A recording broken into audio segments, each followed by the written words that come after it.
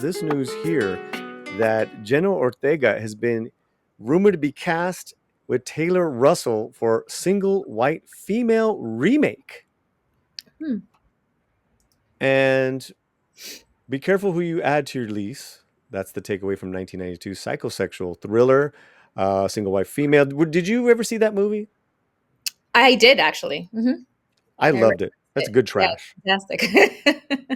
It's a classic. It's a classic movie that is like I wouldn't. It certainly isn't trash. It's a good movie, but the idea is that it takes a trashy topic and makes it. I said it was really good trash. Yeah, but what it is, but it's compelling, right? And it became part of culture. Like we all know the reference. I know, but what's wrong with saying like, "Oh, I'm into good trash"? I mean, it's not.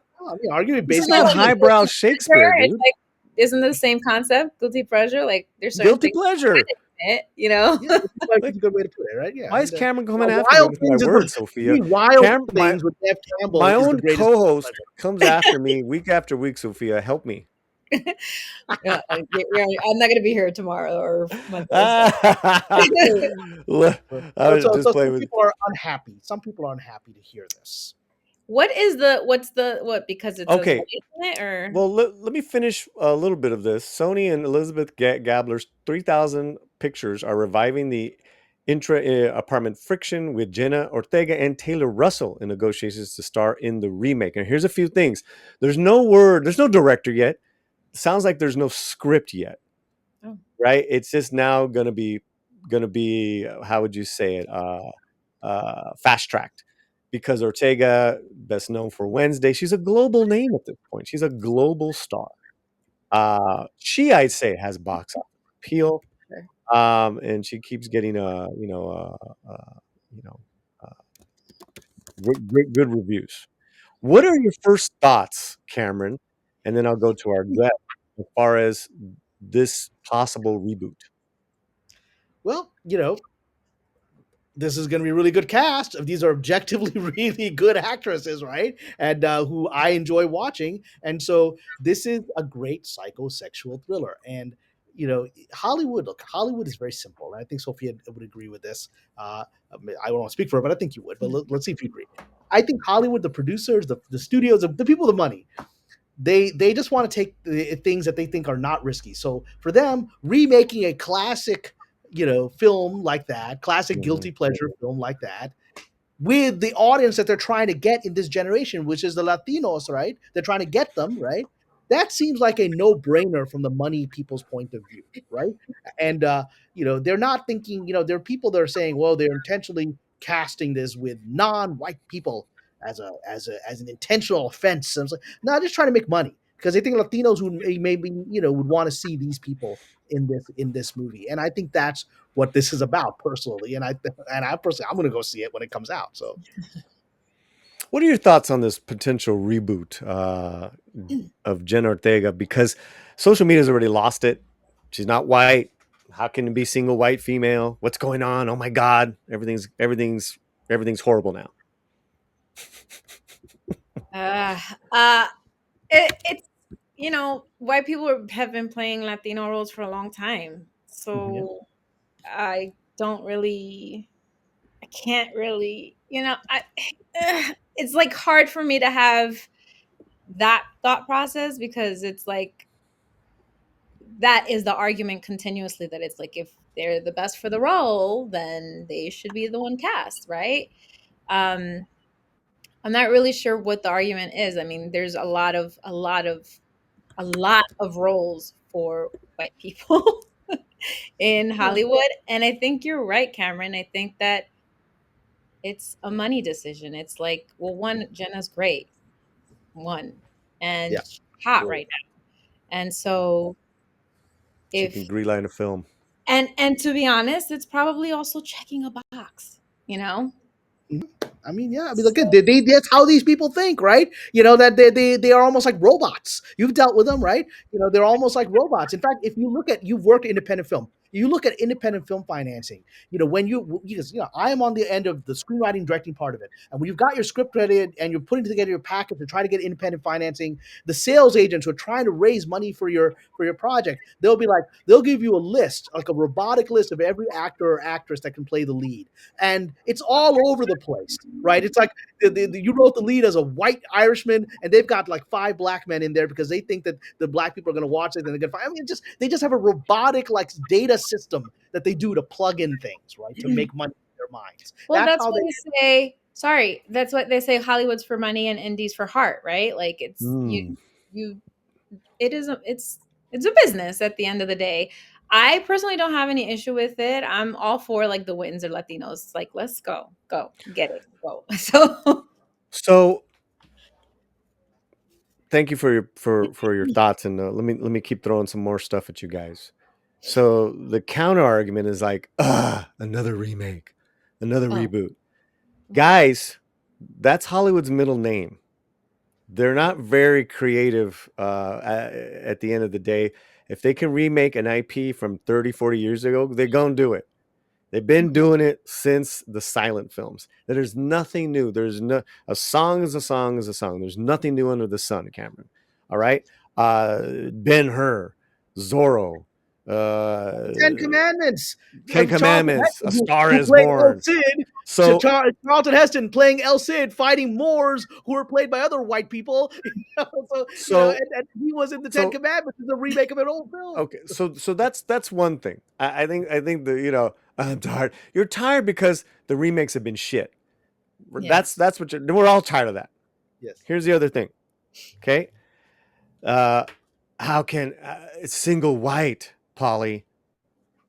Jenna's Latina. How can you be single white? Okay. Well, first of all, she is a global box office name that can bring people to see a film. Okay, it's proven. She's there's no one hotter than her right now in regards to that. 2, she's played white people already, guys. The Carpenter sisters. She's played a lot of white girls. Yeah. Oh my God. I'm gonna die, Sofia. Yeah, not everyone knows that she's Latina, right? Like not everyone. She's white passing. It's coming out now, right? She's not like, like, hello, my name is Jenna Ortega. Yeah, of course not. Mm-hmm. But there is. I think you're seeing the last couple of years a re-encounter of her and her Mexican and Puerto Rican roots, which I think is beautiful. Awesome. But at the end of the day, I think most people just want to be considered artists, actors. Yes, I'm Latino. Yes, I'm Pakistan. Great, wonderful. But let me ask you this. So she's played white people. Miller's Girl, she was a Southern girl. Finest Kind, she was East Coast. Because it's single white female. What is the problem? Is it her last name? Because Sofia, have you ever been asked to change your last name getting into the business? Mm-hmm. Yes. And that... for all kinds of things, Sofia, right? Mm-hmm. Yes. And that is something that Latino actors have had to deal with. And a lot of Latino actors have made those changes. Oscar Isaac is Oscar Hernandez. He made that choice, Sofia. Mm-hmm. And I don't knock him. I love him to death. But we never talk about, why is Oscar Isaac playing a white guy? We got Raquel Welch. Come on. So what are so many? I mean, what are your thoughts there on the things that I was saying, Sofia? I honestly, like, I'm just really tired of like fighting for the titles of things. Like, let's just give merit to the quality of the thing, white, black, Latina. Like, look, I'm going to bring something else that's probably going to be even more controversial, so never mind. But wait, hold on. no, I'm